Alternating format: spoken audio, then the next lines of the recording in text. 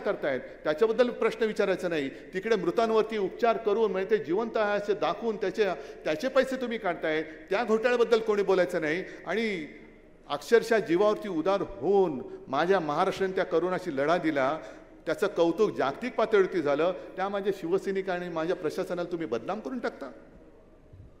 घोटाळ्याची सुरुवात तुमच्या PM केअर फंडापासून झालेली आहे, तिथून झालेली आहे. त्याचा तुम्ही हिशोब देत नाही. अरे स्वच्छ असाल तर हिशोब द्याल, स्वच्छच नाही तिकडे हिशोब कसला देणार तुम्ही?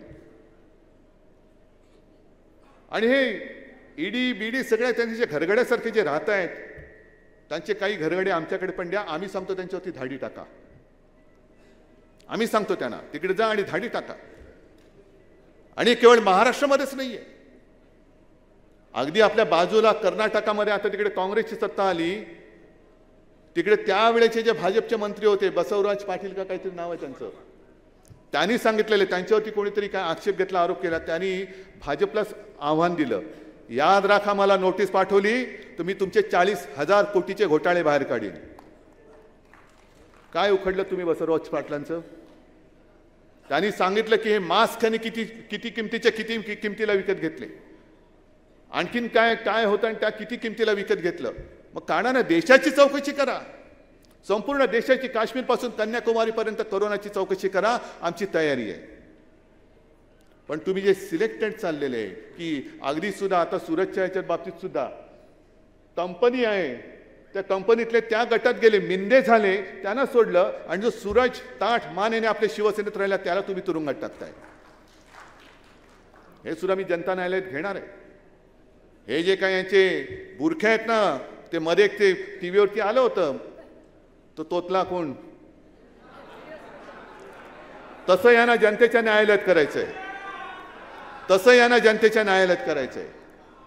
म्हणून आजचं हे अधिवेशन आहे, नुसतं मला सत्ता पाहिजे, मला सत्ता पाहिजे नाही, मला माझ्या देशाला, माझ्या महाराष्ट्राला जगवायचं आहे, टिकवायचं आहे. आणि पुन्हा सांगतो, जे जे महाराष्ट्रावरती चालून आले त्यांना कसं गाडून टाकणारा महाराष्ट्र आहे, त्याचा पुन्हा इतिहास मला लिहायचा आहे.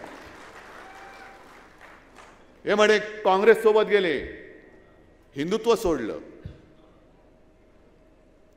काँग्रेस सोबत गेले, शिवसेनेची काँग्रेस झाली. अरे 30 वर्ष भाजप सोबत राहून आम्ही निर्लज्ज भाजपवाले नाही झालो तर काँग्रेसवाले काय होऊ?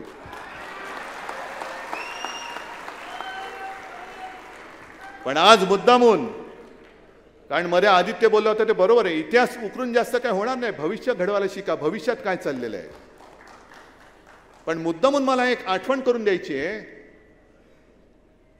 जे म्हणतात आम्ही हिंदुत्व सोडलं त्यांना सांगायचं, अरे तुम्ही तुमच्या पक्ष जो काय बदलला, जनसंघाचा परत घुसतात, म्हणजे जिकडे घुसतील तिकडे घुसायचं. पहिला जनसंघ झाला, तो जनसंघ तेव्हा संयुक्त महाराष्ट्राच्या लढ्यात नाही उतरला, संयुक्त महाराष्ट्राच्या समितीत घुसला जागेसाठी. मुंबईसह संयुक्त महाराष्ट्र झालाच पाहिजे म्हणून जो एक महाराष्ट्रामध्ये काहूर उठलं होतं, म्हणजे अक्षरशः तुम्हाला सांगतो लालबाग परळ वगैरे भाग सुद्धा जो असा पेटला होता. मोरारजीचे पोलीस हे त्या चाळींवरती अश्रुधुराच्या नळकांड्या मारत होते. आतमध्ये त्या अश्रुधुराचं नळकांड जायचं आणि अनेक महिला घुसमटायच्या, त्यांची तानी बाळं घुसमटायची. आणि असह्य झाल्यानंतर महिला काँग्रेसमध्ये नव्हत्या गेल्या, महिला आपल्या बाळाने घेऊन पोलिसांसमोर उभ्या राहिल्या आणि त्याने सांगितले की असेल हिंमत ना समोरासमोर गोळी झाड, हे नामर्दाचं काम करू नकोस.